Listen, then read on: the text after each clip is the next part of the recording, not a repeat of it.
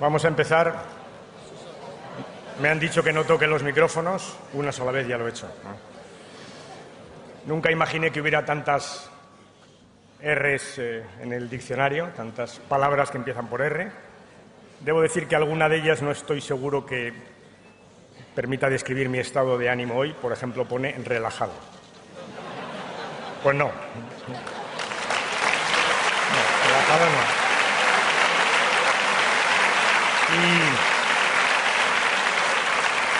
Y he echado a faltar una R muy importante que me ha separado de José Luis casi todos los fines de semana de estos 8 años.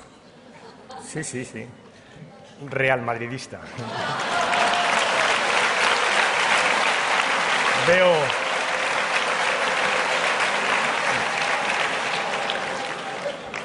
Veo que esto ha cambiado, porque cuando he hecho estas afirmaciones antes, en mi época de precandidato, había división de opiniones, ¿eh? Hoy no está mal. Bueno, compañeros, muchísimas gracias. Muchas gracias de corazón. Seguramente es fácil que os imaginéis que cuando he subido a esta tribuna, pues he pensado en el primer día que llegué a este partido. Y he pensado que lo último que podía imaginarme entonces es que un día fuera elegido por vosotros candidato a la presidencia del Gobierno. No se me pasó por la cabeza. Por tanto, os lo tengo que agradecer de corazón. Gracias por vuestra confianza. Gracias de corazón.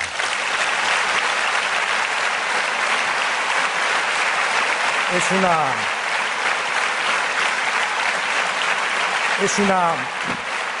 una gran responsabilidad. Es una gran responsabilidad, pero estoy orgulloso, estoy contento y, sobre todo, estoy confiado. ¿Y sabéis por qué? Porque no me siento solo. Os veo aquí a vosotros,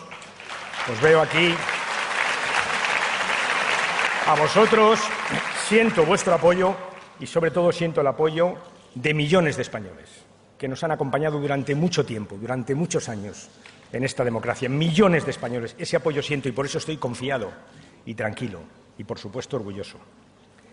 Me acordaba del primer día y me acordaba de cuando entré en política. Entré en política como muchos de vosotros, para luchar por la libertad y por la democracia. Eran tiempos difíciles. Había una dictadura, ¿os acordáis? Cruel, despiadada. Ya sé que ahora hay gente que dice que no, pero era así. Cruel y despiadada.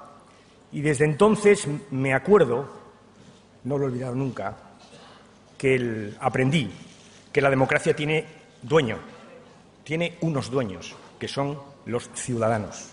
Esos son los dueños de la democracia. No se me ha olvidado desde aquel momento. Me comprometí en la vida política, entré en la vida política porque quería ser útil a mis ciudadanos. Seguramente a lo largo de una trayectoria como la mía ha habido errores y ha habido aciertos. Ahora, hay una cosa de la que nadie me puede nunca acusar, hay una cosa de la que estoy absolutamente segura, y es que nunca he dejado de hacer frente a los retos, nunca me he arrugado ante ningún problema, nunca. De eso estoy completamente seguro.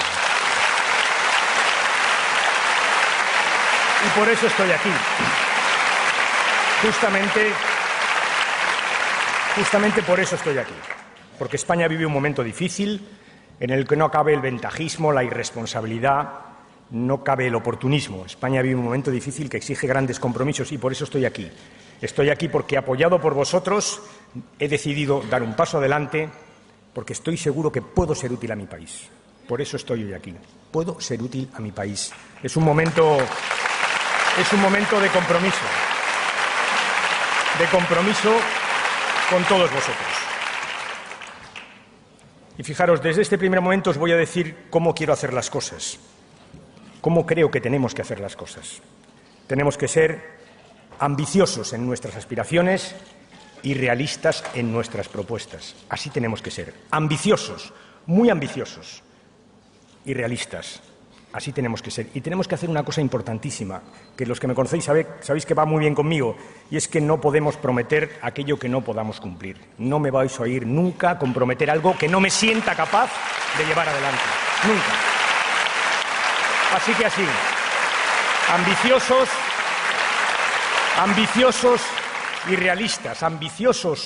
y realistas, eso es lo que os propongo que seamos.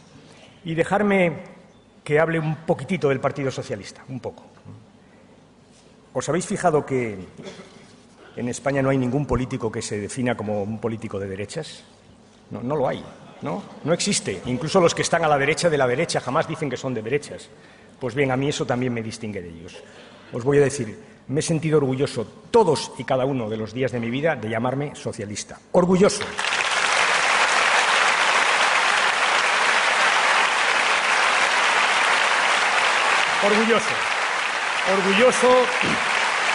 Orgulloso de pertenecer a los gobiernos de Felipe González y de José Luis Rodríguez Zapatero. A los dos les quiero dar las gracias hoy aquí, públicamente. A los dos.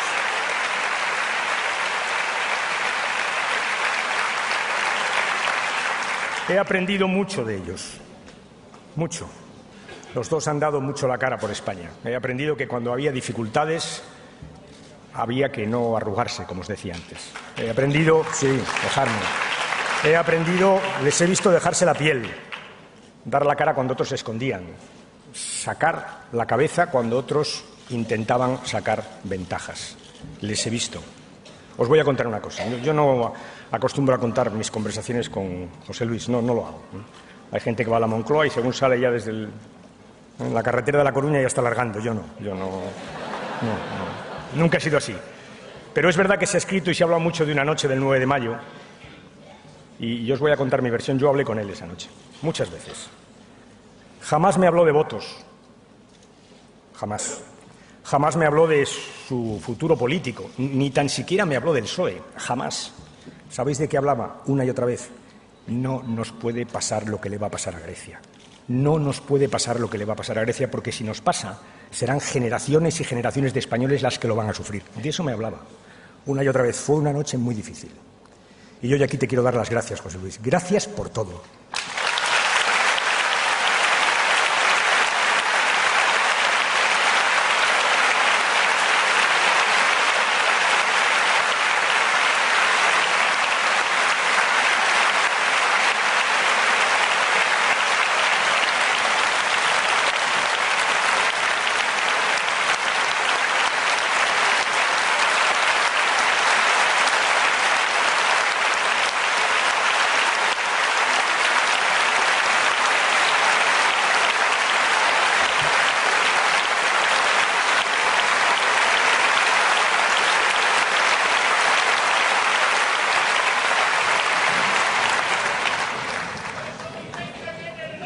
Y quizá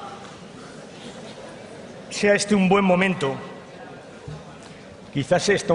para decir algo que me habéis oído decir en muchas ocasiones, que nuestro enemigo no es el Partido Popular ni la derecha. No, el Partido Popular es nuestro adversario.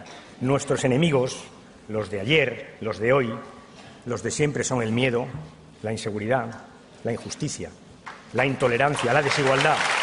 Esos son nuestros enemigos. Y a esos enemigos les hemos hecho frente siempre como lo que somos, los aliados del progreso y los aliados del cambio. Así les hemos hecho frente. Aliados del progreso y aliados del cambio. Os voy a poner un ejemplo para que me entendáis. Hemos gobernado mucho tiempo en nuestra democracia. Casi 2/3 del periodo democrático han sido gobiernos socialistas. Y hemos hecho muchas cosas y hemos aprendido una fundamental, y es que nunca acabamos de hacer las cosas, que nunca se puede uno dar por satisfecho, que siempre quedan cosas por hacer. Os hablaré de algo, de la lucha de la igualdad de las mujeres para ser como los hombres, de esa lucha que emprendieron hace decenas de años, solas. Luego las hemos acompañado nosotros. Solo en los últimos 8 años hemos convertido esa lucha en política central del gobierno socialista. Y hemos avanzado mucho.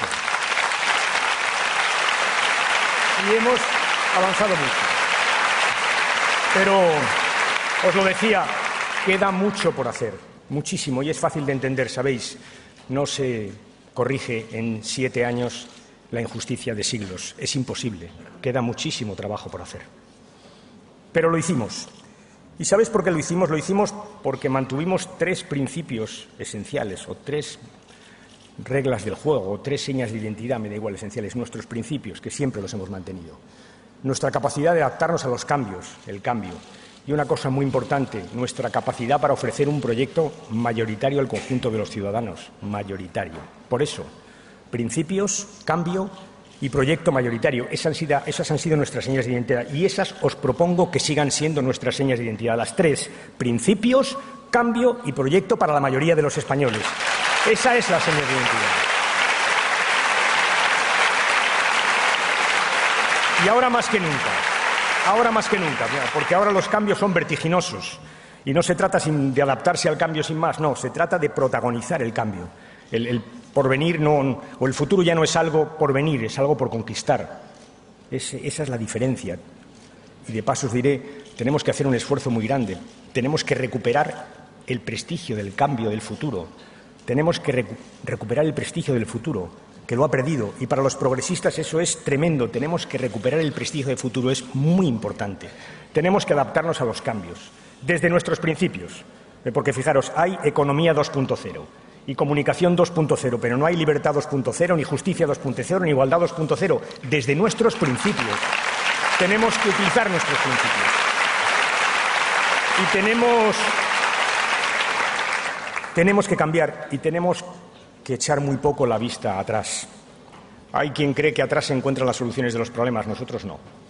Fijaros, ni tan siquiera en lo que hemos hecho nosotros encontraremos las soluciones de los nuevos problemas, no. Si, como algunos piensan, miramos 10 años atrás para ver las soluciones de la crisis, no nos vamos a encontrar con las soluciones. ¿Sabéis con qué nos vamos a encontrar? Con el origen de la crisis. Exactamente con el origen de la crisis. No hay que mirar hacia atrás.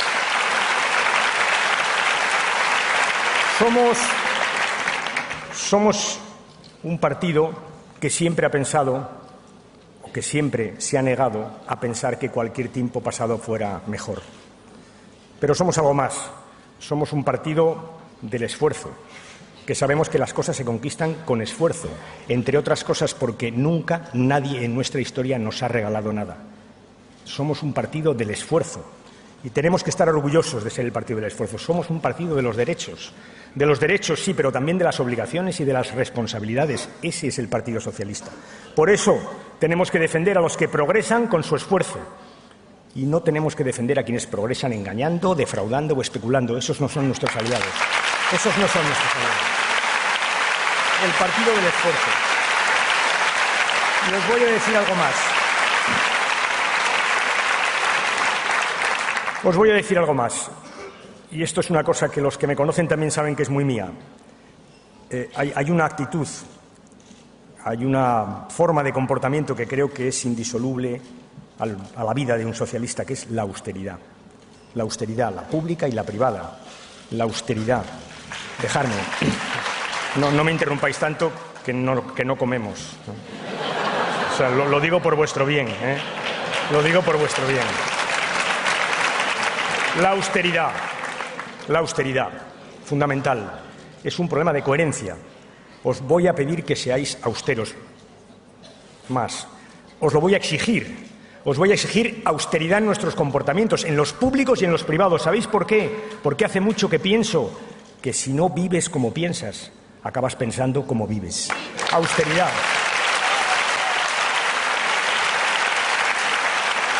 Austeridad. Empecé reafirmando mis valores democráticos, los vuestros, los compartidos, y no lo hice por casualidad. Lo hice porque creo que estamos en un momento en el que hay gente que razonablemente duda de que los votos sean más importantes que los mercados. Hay quien está poniendo en tela de juicio ese pensamiento básico en nuestra democracia, en la democracia. Hay quien piensa que la política ha perdido la batalla. Hay quien piensa que los mercados campan y camparán ya siempre por sus respetos, y nosotros tenemos que empezar este discurso por ahí. Porque si los mercados camparon por sus respetos, es porque alguien desde la política decidió que camparan. Y lo que se decide desde la política se corrige desde la política.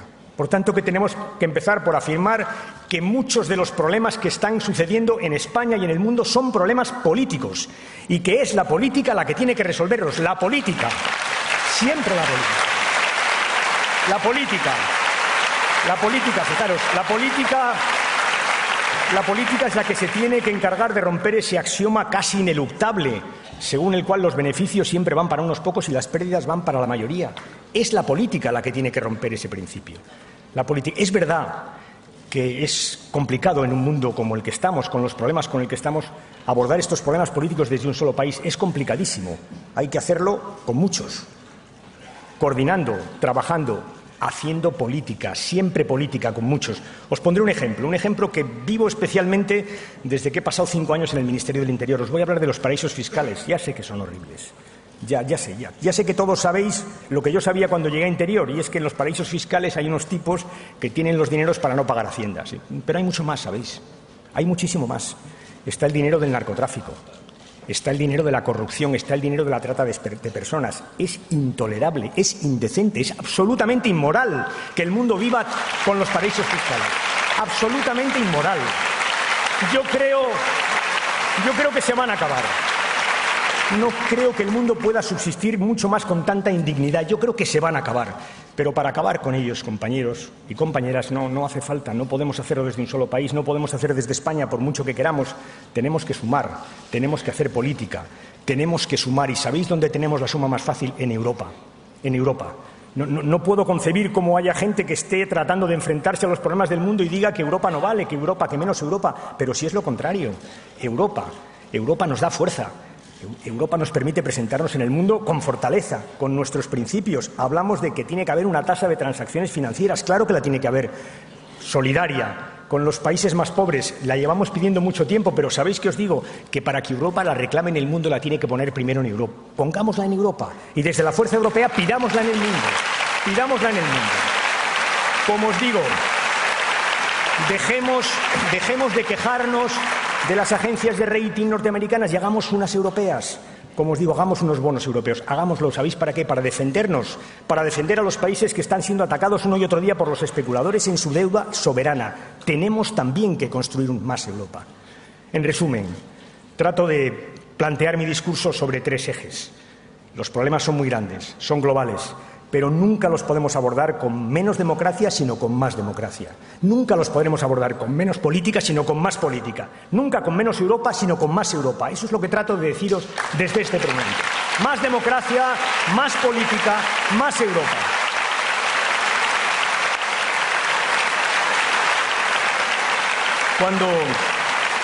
Cuando uno se presenta a la presidencia de gobierno, de candidato, lo lógico es hablar en este primer discurso de lo que los ciudadanos piden de nosotros, lo que esperan de nosotros. Y yo creo que nos piden 4 cosas. Lo primero es que les escuchemos, que escuchemos sus demandas. Lo segundo es que identifiquemos sus problemas. En tercer lugar, nos piden que propongamos soluciones, cosas, propuestas. Y finalmente, que se los arreglemos. Es tan complejo y tan sencillo como eso. Y todo ello lo tenemos que hacer, ya sabéis, siendo ambiciosos y realistas al mismo tiempo, ambiciosos en nuestras aspiraciones y realistas en nuestras propuestas. En resumen, tenemos que responder a las preguntas de cuáles son los problemas de los ciudadanos, cuáles son nuestras propuestas, finalmente, qué queremos hacer con España, cuál es la España del 2016, qué cambios queremos que haya en España en esta próxima legislatura. Esa es la respuesta que tenemos que dar en un meeting, en un acto de campaña como este. Y os la voy a dar muy sucintamente. 4. Os voy a proponer 4 aspiraciones, 4 propuestas o 4 compromisos, 4 objetivos, que me da igual la formulación, 4. El primero, lo urgente, que es crear empleo. El segundo, lo importante, que es hacer una economía sana y competitiva, el futuro. El tercero, lo nuestro, la igualdad de oportunidades. Y el cuarto, lo que nos piden, los cambios en la política y en la democracia. Esos son los 4 objetivos que os propongo, las 4 aspiraciones. Y os digo, aspiraciones ambiciosas, pero habrá propuestas concretas, soluciones concretas. Así vamos a trabajar de aquí al momento en el que nos presentemos a las elecciones. Así vamos a hacer nuestra conferencia política y nuestro programa electoral. Aspiraciones y soluciones concretas. Y dejarme que dedique un rato de mi discurso a estos 4 objetivos. Empezaré por hablar del empleo. Todos sabéis que la crisis es global, esto lo acabo de decir al principio de mi discurso, pero en España también en esto existen algunos hechos diferenciales. Me referiré a uno, la burbuja. Y tengo que hablar un minuto de la burbuja, porque es verdad que es un hecho diferencial. Durante muchos años, más de 10, construimos viviendas y viviendas a un ritmo frenético. completamente desequilibrado. Las empresas se endeudaron para hacer casas, las familias se endeudaron para comprar casas y los bancos se endeudaron para dar préstamos e hipotecas a las familias y a las empresas. Eso hicimos durante 10 años. Y mira por dónde llegó una crisis financiera y, si me permitís, nos pescó con la deuda hasta el cuello. Hasta el cuello. Y esa es la deuda que tenemos que pagar. Y tenemos que decírselo así los españoles. Tenemos que pagar esa deuda. Os lo diré de otra forma. La vivienda ocupó en España algo así como el 9% del Producto Nacional Bruto, del Producto Interior Bruto. En una economía sana la vivienda tiene que ser el 4, el 4,5. Nos sobran 5 puntos de PIB. Hay que rellenar 5 puntos de crecimiento haciendo otras cosas. Y os lo diré de una tercera manera. No vamos a recuperar 2 millones de empleo en la vivienda.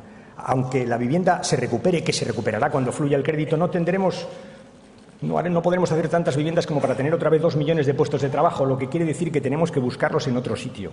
Y esa es la esencia de lo que tenemos que proponer a la gente.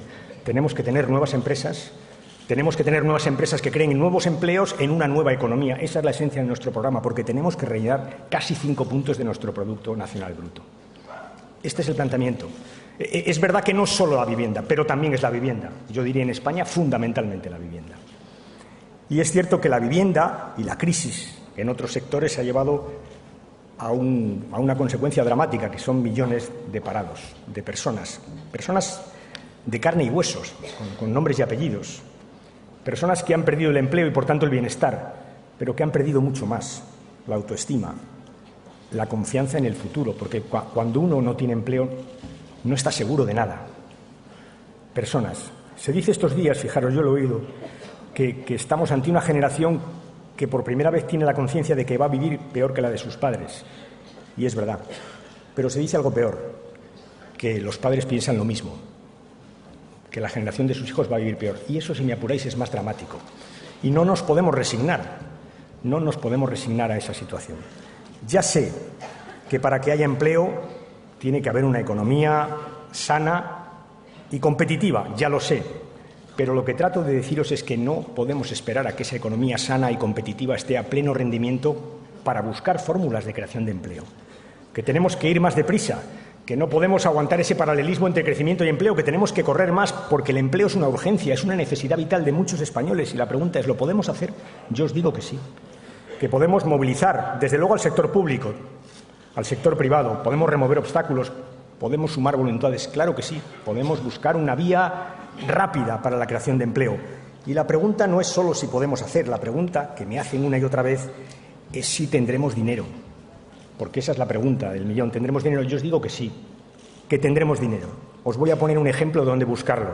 Un ejemplo muy sencillo, que lo va a entender todo el mundo. Estamos haciendo una reestructuración de las cajas y de los bancos, haciéndola. Pronto, muy pronto, será el momento de pedir a las cajas y a los bancos que de sus beneficios dejen una parte para la creación de empleo. Una parte. Y lo haremos. Y lo podemos hacer. Ahora, es verdad que España ha perdido empleo y lo ha perdido por más cosas. Lo ha perdido, entre otras razones, como sabéis, porque nuestro sistema laboral impone casi dramáticamente a los empresarios que el ajuste, cuando una cosa va mal, se realice a través del desempleo, los despidos. Y eso no puede seguir siendo así. También tenemos un sistema económico del que se admite, como si no pasara nada, que hasta que no crezca el 2% no puede crear empleo, y eso no puede ser así. Por tanto, había que cambiar cosas. Ese es el sentido de la reforma laboral. Para eso la hemos hecho. La hemos hecho para fortalecer la contratación frente al despido, para dotar de flexibilidad a las empresas de forma que se defiendan, que se organicen mejor ante los cambios económicos que se están produciendo todos los días. Pero no podemos quedarnos ahí. Seguramente tendremos que plantear nuevas reformas. A mí me gusta mucho el contrato a tiempo parcial, mucho. Creo que debemos incentivarlo. Lo hemos hecho, debemos avanzar más. Y se me ocurre que la fórmula de avanzar más es, como siempre, buscar un acuerdo entre empresarios y trabajadores, un acuerdo según el cual demos más flexibilidad a ese contrato, como piden los empresarios, y demos más seguridad, como piden los trabajadores. Por ejemplo, ¿sabéis cómo? Mejorando su sistema de pensiones. Y se puede hacer. Y podemos seguir mejorando la contratación a tiempo parcial. Hemos aprendido una cosa en estos años de democracia. una cosa muy importante, que la concertación siempre es mejor que la confrontación. Muy importante. Miro a Pepe Griñán porque me lo ha dicho muchísimas veces y miro antes a Valeriano porque me lo ha dicho muchísimas veces. La concertación siempre. ¿Concertación para qué? Para muchas cosas. He formulado algunas. Por ejemplo, para una de la que ahora se habla y sobre la que me gustaría precisar mi posición. Concertación para dialogar y pactar que la modificación de las rentas salariales de los trabajadores y la de los beneficios de los empresarios sigan vías paralelas y estén acordadas de acuerdo con objetivos compartidos. Objetivos compartidos. Esa es mi propuesta, concertar para que haya un pacto de salarios y de beneficios con objetivos compartidos. Eso hace más fuerte a las empresas. Dialogar y acordar ¿para qué? Pues, por ejemplo, para ver si somos capaces de, iba a decir liquidar, es una palabra que me gusta muy poco, de acabar con esa intolerable brecha salarial que existe entre las mujeres y los hombres en nuestro sistema productivo. ¿Pero qué nos pasa? ¿Pero qué nos pasa? Es tan sencillo y probablemente tan complejo como que apliquemos al mercado laboral, al sistema productivo, una máxima que hemos defendido en muchos otros campos de la vida, que es que a igual trabajo, igual salario. Tan sencillo y tan complicado como esto. Os decía, nos quedan muchas cosas por hacer. Hemos hecho un enorme esfuerzo por proteger a los desempleados, un enorme esfuerzo. Tenemos que hacer un esfuerzo ahora por ayudarles a encontrar empleo, por activarles para encontrar empleo. Y os diré, me preocupa dos colectivos, me preocupan especialmente, algunos me lo habéis oído ya comentar. Me preocupa el colectivo de los jóvenes que abandonaron el sistema educativo sin haber acabado sus estudios, atraídos por la construcción, por la vivienda, por el dinero que en aquel momento se ganaba fácil y ahora mira por dónde están, sin trabajo y sin formación. Ese colectivo me preocupa. De ese colectivo, que son cientos de miles de jóvenes, no podemos olvidarnos. Para ellos hay que hacer programas específicos que combinen, que hagan las dos cosas que necesitan, formarles y trabajo. Formarles mientras trabajan, se llama formación dual y sabemos hacerla. Y me preocupa un segundo colectivo también, que está casi en posición contraria, que es el que se ha formado, el que tiene títulos, el que ha seguido lo que le decíamos, estudiar, máster, y que ahora no encuentra un empleo. Para ese colectivo tenemos que hacer también un esfuerzo suplementario. Hay que darles una primera oportunidad, un primer trabajo, porque sabemos que cuando entras en el mercado laboral es mucho más fácil quedarse en él. Son dos colectivos para los que reclamaba, ¿os acordáis antes, un esfuerzo a bancos y a cajas? ¿Os acordáis? Para esto, entre otras cosas. Porque es verdad que los beneficios de los bancos y de las cajas pueden dedicarse en parte a estos colectivos, porque los bancos y las cajas pueden y los jóvenes no pueden esperar. Esa es la realidad.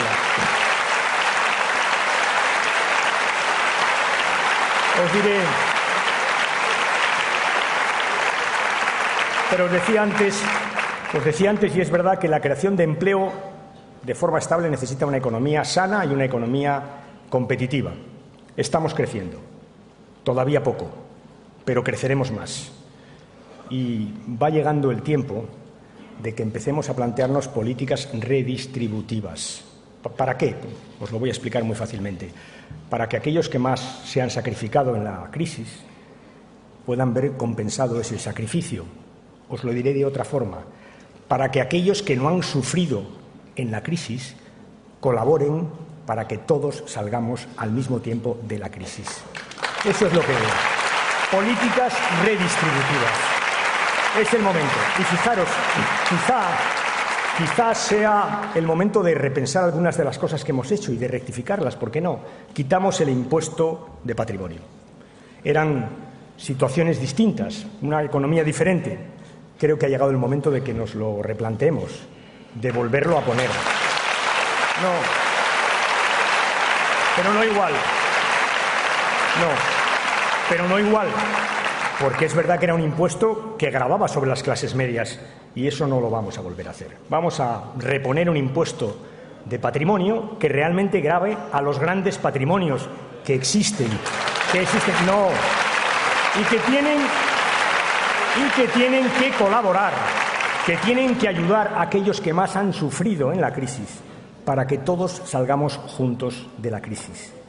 Esa es la política redistributiva en la que estoy pensando. Y la economía está sana cuando no tiene desequilibrios. y aquí voy a ser rotundo, desequilibrios es tener un déficit que no puedas pagar, tener una deuda que no puedas pagar, tener una balanza de pagos que te vaya muy mal y tener una inflación desbocada. Estos desequilibrios no nos los podemos permitir. Estamos haciendo muchas cosas para corregirlas y tenemos que seguir haciéndolos. Tenemos un pacto con los países del euro. Hay que cumplirlo. Hay que cumplirlo. Hay que cumplir ese pacto porque el déficit no nos puede volver a atosigar como nos ha atosigado en los últimos años. No vamos a caer en los errores en los que caímos. No es verdad que el déficit sea progresista. No es cierto. Hay que cumplirlo. Hay que seguir asumiendo la deuda, pagándola. Hay que seguir equilibrando nuestra balanza de pagos, exportando más e importando menos. Y hay que seguir combatiendo la inflación, liberalizando los mercados de bienes y servicios. Esto es una economía sana, una economía equilibrada. Y hace falta en un mundo como el que vivimos una economía competitiva, y la competitividad es muchas cosas, y a ello me voy a referir durante, espero que pocos minutos a continuación. La economía es una economía competitiva, es una economía que tiene buenos empresarios, una economía que tiene trabajadores formados, una economía que tiene buenas infraestructuras, una economía que tiene una administración pública eficiente en la que no existen duplicidades, una economía que tiene un mercado laboral seguro y flexible, una economía que tiene un sector energético eficiente, que tiene una política industrial robusta, que tiene un sistema de ciencia, tecnología e innovación. Una economía eficiente, una economía competitiva es todo eso. Y que tiene un sistema financiero que cumple su tarea, es decir, que presta a los empresarios y a las familias para que la economía avance. Dejarme que me dedique 30 segundos a nuestro sistema financiero. Ya he dicho algo de él. Todos sabemos que las pequeñas y medianas empresas no tienen crédito, ni circulante, no lo tienen. Y ese es un grave problema de nuestra economía. No lo tienen. Y eso nos debe llevar a terminar cuanto antes la reestructuración de nuestro sistema financiero, cuanto antes mejor. Y os diré más, aunque esto sea un tema completamente incidental, es posible, no es descartable, que alguna vez el Estado tenga que aportar capital para sanear alguna caja. Es posible. Os diré mi posición si eso sucede. Mi posición es que tenemos que estar ahí. Que si el Estado pone dinero, tiene que estar ahí para gestionar bien ese dinero, para asegurarse que va realmente a aquello para lo que se destina, que es el saneamiento, y para asegurarse sobre todo de una cosa mucho más importante, que cuando nos vayamos, cuando vendamos, los españoles no pierden un solo euro. Esa es mi propuesta, que la tenemos que tener en cuenta. Ni un solo euro. Y para eso hay que estar ahí. Sistema financiero. Os decía también que la competitividad o la economía competitiva es muchas otras cosas. Dejadme que os hable un minuto de los 3 grandes retos que tiene Europa planteados. Miro a Cristina, que tiene Europa planteados, que son los retos que se establecen en el programa 2020 y que son muy importantes a la hora de hablar de la competitividad y de la creación de empleo en nuestro país. Europa tiene 3 problemas: la energía, que es muy cara, el sistema energético poco eficiente, el cambio climático y el envejecimiento. Son los 3 grandes problemas que tiene Europa planteados. Es verdad que son problemas que para España suponen o un freno o un motor. Y según cómo lo hagamos pueden ser un freno o un motor. Me explicaré. Porque son problemas en los que España tiene una posición diferente, a la vez mejor y a la vez peor. Peor porque nos afectan más. Tenemos un sistema energético más dependiente. Somos muy vulnerables al cambio climático. Y tenemos una población envejecida. Todavía no suficientemente, si me perdonáis, todavía no los más envejecidos, pero lo seremos, entre otras cosas, porque tenemos una magnífica sanidad. Pero junto a estos 3 problemas, junto a estas 3 características que hacen esos 3 problemas más serios en nuestro país, tenemos ventajas. Por ejemplo, somos líderes en Europa en energías alternativas. Por ejemplo, si hablamos de cambio climático, tenemos las mejores empresas para gestionar el ciclo del agua. Y si hablamos del envejecimiento, tenemos un sistema de atención a la dependencia que atiende a los dependientes y que nos ha puesto en la frontera muchos conocimientos de este tipo de sistemas de ayuda. Son 3 grandes oportunidades.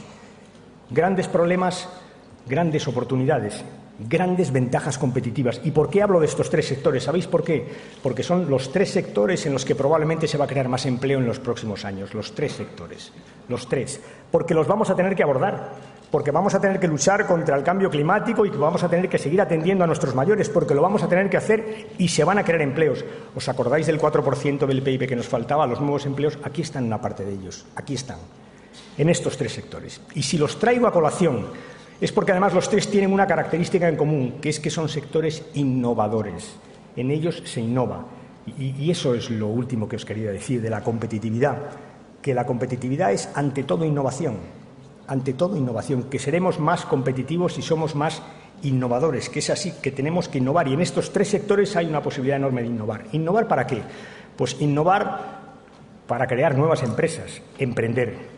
Innovar para hacer mejor lo que estamos haciendo en los sectores tradicionales, para exportar. Innovar para crear nuevas empresas y crear nuevos empleos, que es lo que os vengo diciendo desde el principio de este discurso. Innovar. Innovar es emprender. Dejarme que le dedique un segundo a los emprendedores. Me voy a partir el pecho por los emprendedores, si me permitís la expresión coloquial. Lo voy a dar todo, porque creo que es muy importante. Hay que hacer muchas cosas. Hay que facilitarles el trabajo, la vida, por ejemplo, con una fiscalidad razonable.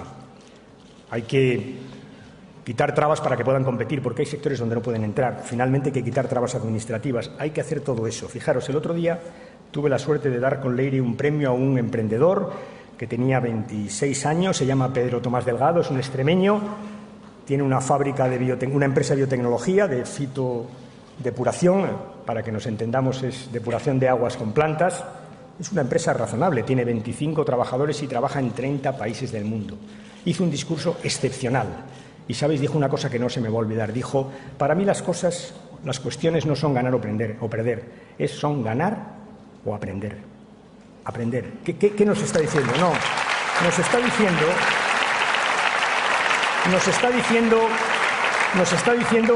que no se les puede pedir resultados a la primera, que con los emprendedores hay que ser paciente, hay que ser constante, eso es muy importante.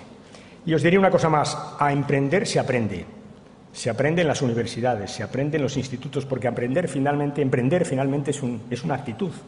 Los emprendedores tienen una actitud y se transmite en el sistema educativo. Yo soy docente y funcionario y, por tanto, me puedo permitir lo que voy a decir porque nadie lo va a interpretar mal. Tenemos un fantástico sistema educativo, el mejor del mundo para formar funcionarios, el mejor del mundo. Sí, y tiene que seguir siendo así. Y lo digo yo, tiene que seguir siendo así.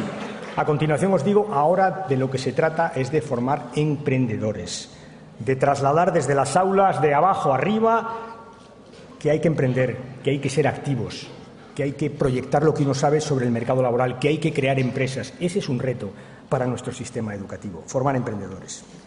Innovar, formar, ciencia, nos lleva inmediatamente a la universidad y a nuestro sistema ciencia y tecnología. También aquí estamos mejor de lo que muchas veces se dice. Es verdad que hay cosas a hacer. Hay cosas a hacer en lo que llamaríamos el centro del sistema, centro de las universidades. Hay cambios que hacer.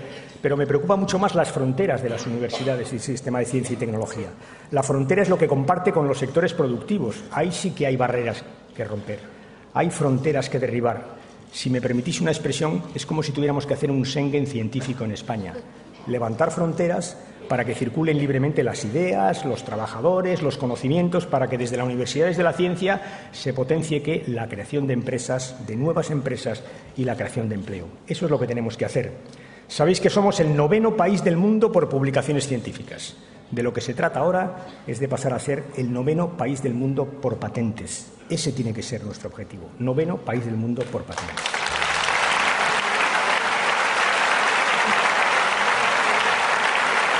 Voy rápidamente a hablar de igualdad.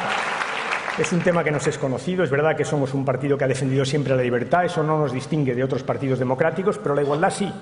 La igualdad nos distingue. Y la igualdad en el siglo XXI es igualdad de oportunidades.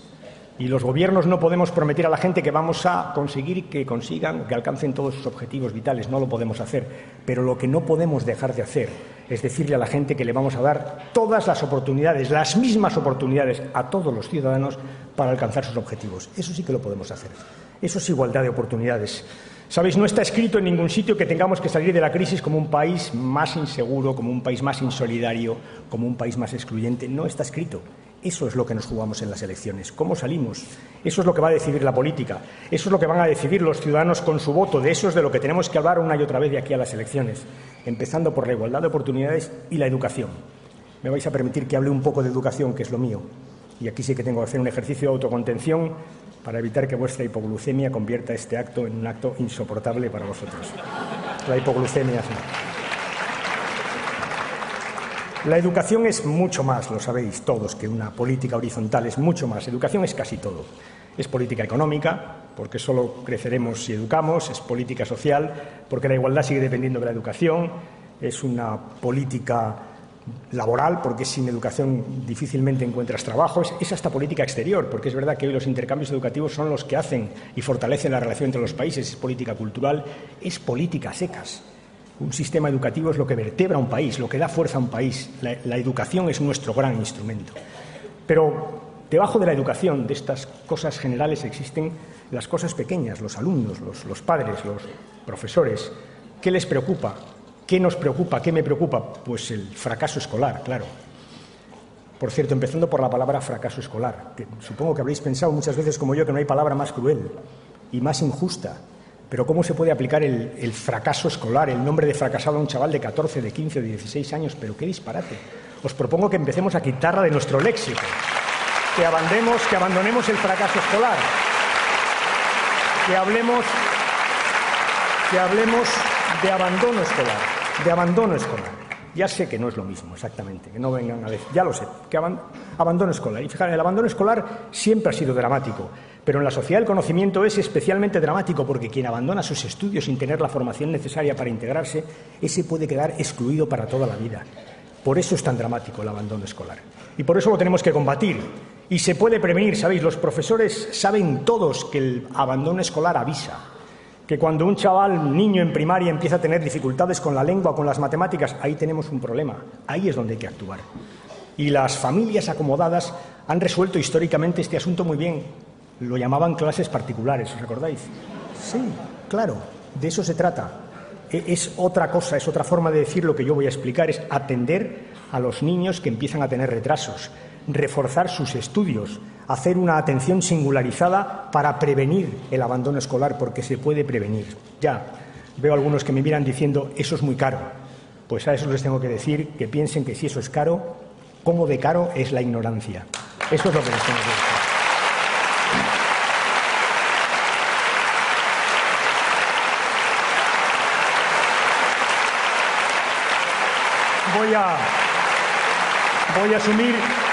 Voy a asumir dos compromisos con vosotros. Uno primero, que es un compromiso especialmente innovador. Os voy a decir que no voy a cambiar ninguna de las leyes educativas que actualmente están en vigor en nuestro sistema. Ninguna ley.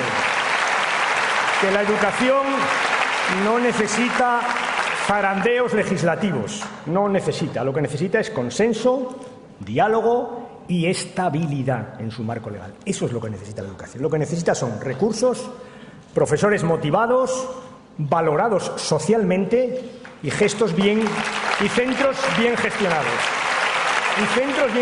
Eso es lo que necesita. Y para eso no hace falta cambiar las leyes, para eso basta con hacer las cosas bien. Y os voy a decir otra cosa más. Todos sabemos que la calidad del sistema educativo nunca es superior a la calidad de sus profesores, nunca lo es. Y ahora tenemos que contratar de aquí al 2020 200.000 nuevos profesores. Fijaros si es importante cómo lo hagamos. Por eso he propuesto cambiar el sistema de contratación, de selección del profesorado, ir a un sistema MIR, entre otras cosas, porque ese sistema le tenemos en sanidad y ha sido fantástico. De hecho, hay mucha gente que piensa, yo entre ellos, que la calidad de nuestra sanidad depende de que hemos sido capaces de seleccionar como médicos residentes a los mejores. Pues os propongo que trasplantemos, nunca mejor dicho, este sistema a la educación. ¿Para qué? Para seleccionar a los mejores, porque no nos podemos permitir el no hacerlo cuando tenemos por delante 200.000 contrataciones. Eso es garantizar la calidad del sistema educativo. Y los MIR me llevan a la sanidad.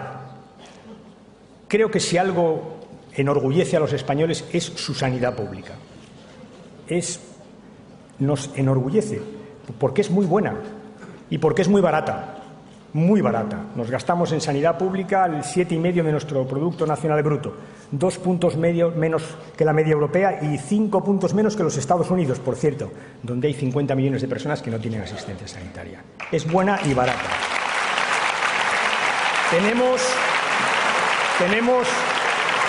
Tenemos buenos médicos, buenas médicas, buenos enfermeros, buenas enfermeras. Tenemos auxiliares, tenemos buenos hospitales, buenos centros de salud, tenemos una excelente investigación biomédica, excelente, tenemos un magnífico sistema sanitario. Por eso es por lo que los españoles tenemos una esperanza de vida que es la segunda del mundo, porque tenemos un buen sistema sanitario. Es una de las pocas cosas sagradas e intocables para el conjunto de los españoles, también para el Partido Socialista, también para mí. Y os diré, vamos a hacer bandera de la sanidad pública. Vamos a hacer bandera. Os lo diré de otra manera. No vamos a hacer nada. No voy a hacer nada. No voy a firmar nada. No voy a acordar nada que debilite nuestro sistema público de salud. Nada es nada. Nada es nada.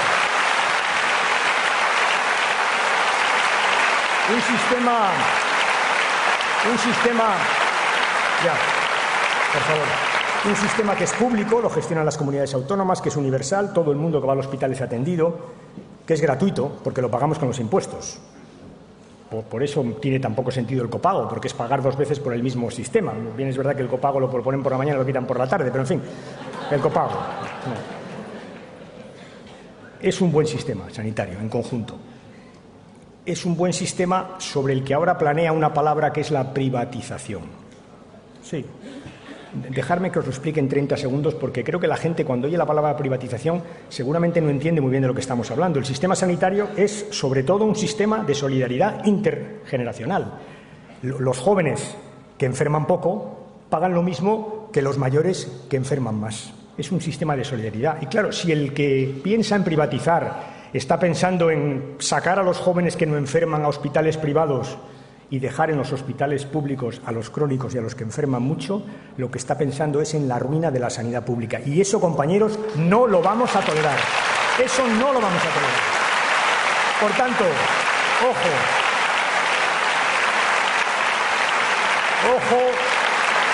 ojo con los cantos de sirena, ojo con palabras que suenen bien, porque a veces lo que esconden es algo como lo que acabo de denunciar. Ojo, la sanidad.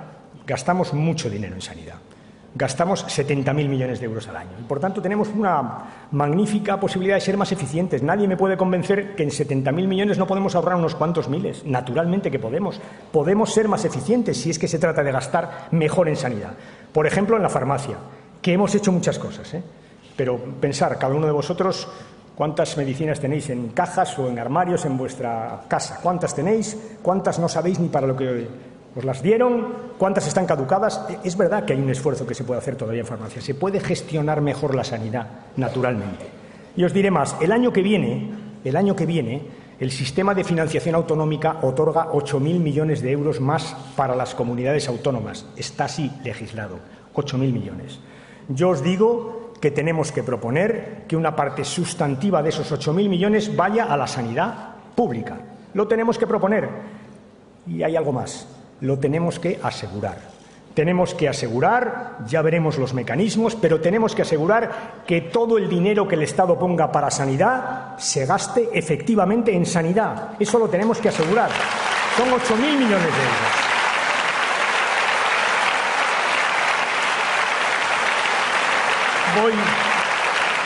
Voy terminando ya con esta parte. Se ha dicho, es casi un tópico, que la familia tiene una relación compleja con la izquierda. Sí, compleja. Conmigo no, Yo creo que la familia es el núcleo social básico de la sociedad y que los poderes públicos tenemos que apoyarla y fortalecerla. Las familias, porque hay muchas, de muchos tipos. Todas iguales. Todas iguales. Muchas. Y hay quien piensa que apoyar a la familia consiste en manifestarse mucho los sábados por la tarde. Y yo creo que no. ¿Sabéis lo que es apoyar a la familia? Apoyar a la familia es poner en marcha los permisos de paternidad. Es aumentar las becas. Apoyar a la familia es poner en marcha un sistema de atención a los dependientes que ayuda también a los que ayudan a los dependientes. Eso es ayudar a la familia. Es conciliar la vida laboral y familiar de los hombres y de las mujeres. Es avanzar en la corresponsabilidad en el hogar. Eso es ayudar a la familia. Es tener una buena política de centros educativos de 0 a 3 años. Eso es ayudar a la familia. Y os diré, eso es lo que vamos a seguir haciendo. Ayudar a la familia con estas políticas. En esto de la familia, unos predican, no voy a decirlo de antrigo, y otros lo hacemos. Mucho más sencillo. Unos predican y otros lo hacemos. Es mucho más fácil. Voy terminando ya.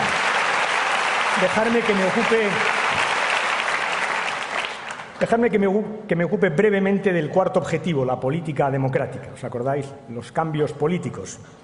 Porque es verdad que de lo dicho hasta aquí se desprende que soy un convencido de que es la política la que permite cambiar las cosas, la que permite cambiar el mundo.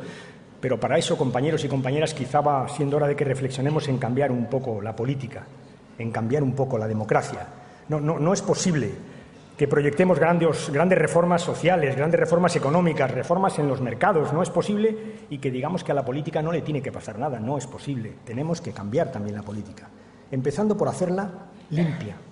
Completamente limpia, que sea limpia y que parezca limpia, que es muy importante, es como lo de la austeridad, limpia, que sea y que parezca. Vuelvo un minuto a la burbuja inmobiliaria. Ha traído muchas desgracias a este país, entre otras que al hilo de la burbuja, al socaire de la burbuja, debajo de la burbuja, hay muchos que burbujearon. Muchos, sí. Sí. Se corrompieron, sí.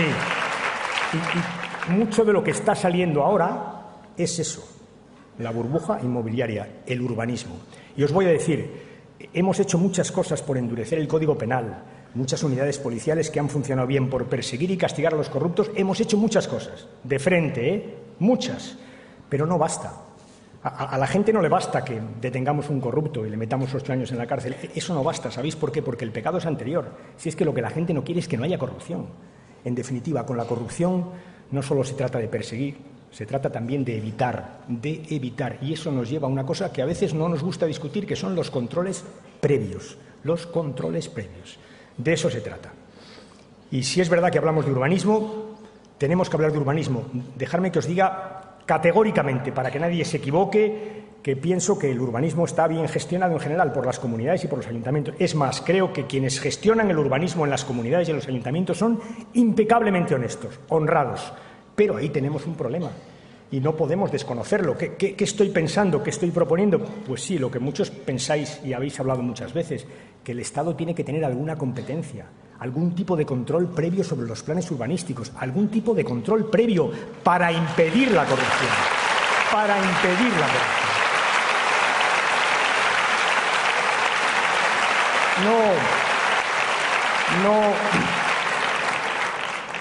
Sé que es difícil, que hay que hilar fino, porque la Constitución establece lo que establece, pero se puede hacer. Y ya anuncio, no se trata de quitarle competencias a nadie, ni de restar autonomía a nadie. Se trata de compartir controles más eficaces. Se trata, en suma, de tener una política limpia y que parezca limpia. De eso se trata, ni más ni menos. Y la democracia no tiene solo esos problemas, tiene más. Tenemos que abordar otros problemas que tienen que ver con la democracia del siglo XXI y que se resumen muy fácilmente en una contradicción insalvable, y es que en el mundo de la sociedad de la información, con la tecnología de información que existe, no es razonable que la relación entre los ciudadanos y sus representantes se establezca una vez cada 4 años y el resto sea que se limiten a escucharnos. No es sensato, no es razonable, no se corresponde con la sociedad en la que vivimos y en esto hay que escuchar lo que nos están diciendo en la calle, pero fuera de la calle también. Es más, sobre todo fuera de la calle, lo que nos están diciendo los ciudadanos. Y nos dicen algunas cuantas cosas muy claras. Mira, nos dicen, o contáis conmigo o voy a dejar de contar con vosotros. Eso nos lo dicen. Nos dicen, no confundáis vuestro mundo con mi mundo. No lo confundáis. Nos dicen que no soportan más la crispación, el sectarismo, esta discusión fanática por las cosas pequeñas. Nos lo dicen continuamente y nos dicen que la política no puede ser una fuente de problemas, que tiene que ser una fuente de soluciones. Estas cosas nos las dicen una y otra vez. Y conviene escucharlas y conviene actuar en consecuencia. La democracia es un sistema que se ha impuesto a los totalitarismos porque es insuperablemente mejor desde el punto de vista moral, sin duda. También porque es más eficaz, porque ha resuelto los problemas. La democracia se legitima también resolviendo problemas por sus resultados, y eso no lo podemos perder de vista. En resumen, cuando los ciudadanos empiezan a pensar que la política no es una solución sino un problema, cuando empiezan a pensar que todos los políticos somos iguales, que su voto no importa, la democracia tiene un problema. Y además es que no es cierto, o es que alguien puede defender en su sano juicio que Olof Palme es lo mismo que Le Pen, o que Margaret Thatcher es lo mismo que Lula, o que Sarah Palin es igual que Obama, o que Felipe González tiene algo que ver con Bush hijo. Pues no tiene nada que ver. Pero no basta con decirlo. Hay que reafirmar con hechos lo que trato de trasladaros durante todo el discurso, que la política importa y que la política importa mucho. Y hay que actuar. Y hay que revisar cosas y a veces cosas que nos van a costar, porque es verdad que hay cosas que han funcionado bien, que las hemos hecho en la transición, que las hemos diseñado y han funcionado bien. Por ejemplo, el sistema electoral. Nos piden dos cosas, más proporcionalidad y más cercanía. Y convengamos que las dos son razonables. Y, por tanto, quizá haya llegado el momento de plantearnos en el Partido Socialista una discusión a fondo sobre nuestro sistema electoral. Ya sé que es muy difícil. Ya sé que... Calm, por favor, que voy acabando. Ya sé que es muy difícil, ya sé que para cambiar el sistema electoral hace falta consensos, es una regla básica del funcionamiento de la democracia, ya lo sé, pero eso no nos exime de la obligación de plantearnos lo que está pasando y hacer propuestas concretas, no nos exime. Y os voy a decir, yo tengo un modelo, a mí el que más me gusta es el modelo alemán, me gusta mucho. Circunscripciones pequeñas que favorecen la relación entre el representante y el representado y un resto nacional que favorece la proporcionalidad, a mí me gusta mucho. ¿Y qué os propongo? Os propongo que lo discutamos. Os propongo que utilicemos la conferencia política para discutir esto a fondo y salir con una propuesta de reforma del sistema electoral, para defenderla.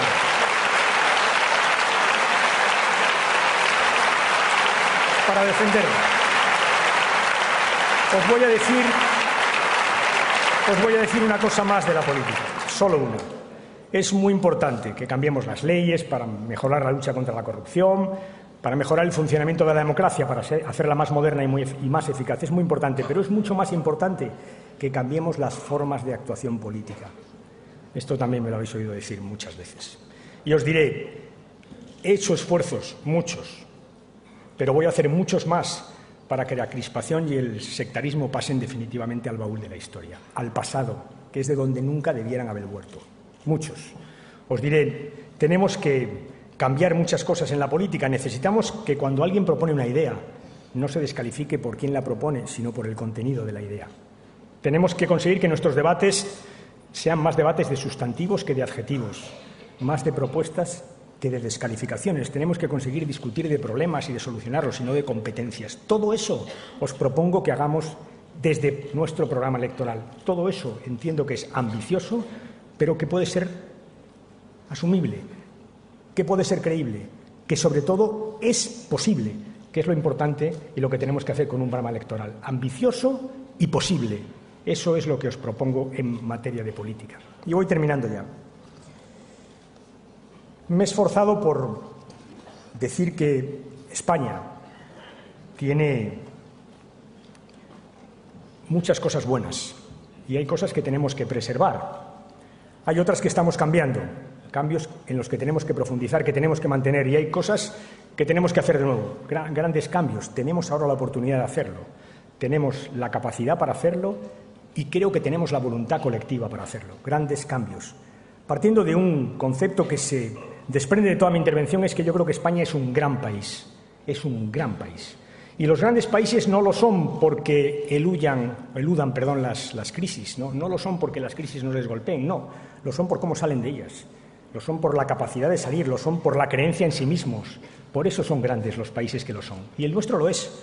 Es un país que ama la libertad, que ama la tolerancia, es un país pegado a la libertad, a la igualdad de oportunidades, es un país que tiene un sistema educativo como nunca imaginemos que podíamos tener, un sistema universitario, unas empresas que hoy compiten en el mundo como nunca pensamos que llegaran a competir. Es un país bien plantado en el mundo, es un país solidario, es un país europeo, Es un país iberoamericano, es un país mediterráneo, es un país bien plantado en el mundo, es un país con una riqueza cultural impresionante, empezando por nuestra lengua. Es un país, es un gran país.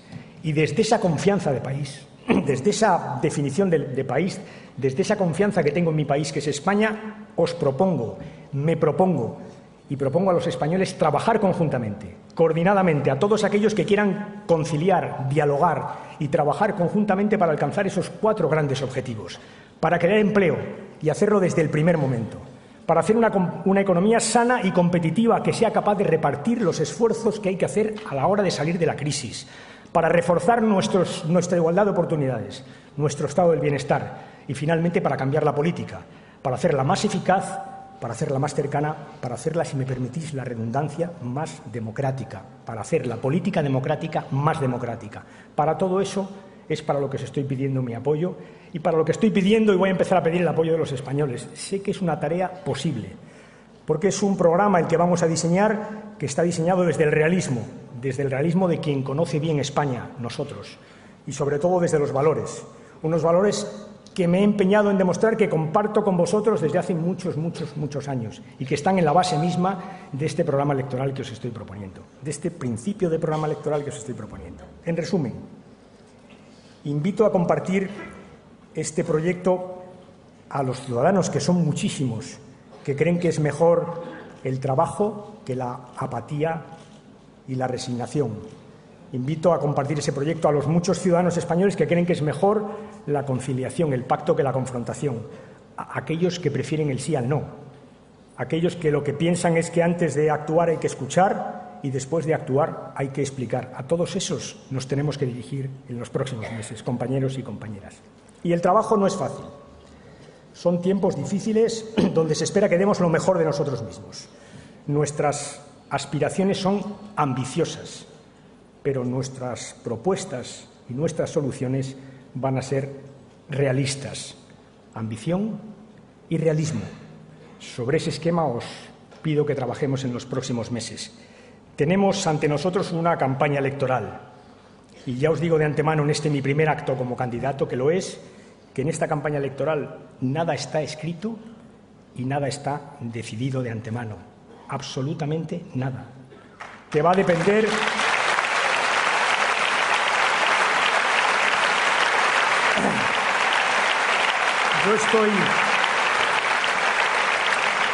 Yo, como siempre, voy a trabajar hasta el límite de mi capacidad y voy a salir a darlo todo. No me va a ser difícil. ¿Sabéis por qué? Porque uno saca mucha fuerza cuando defiende aquello en lo que cree. No me va a ser muy difícil, pero no puedo hacerlo solo. Tenéis que echarme una mano, vosotros. Tenéis que ayudarme. Tenéis que ayudarme,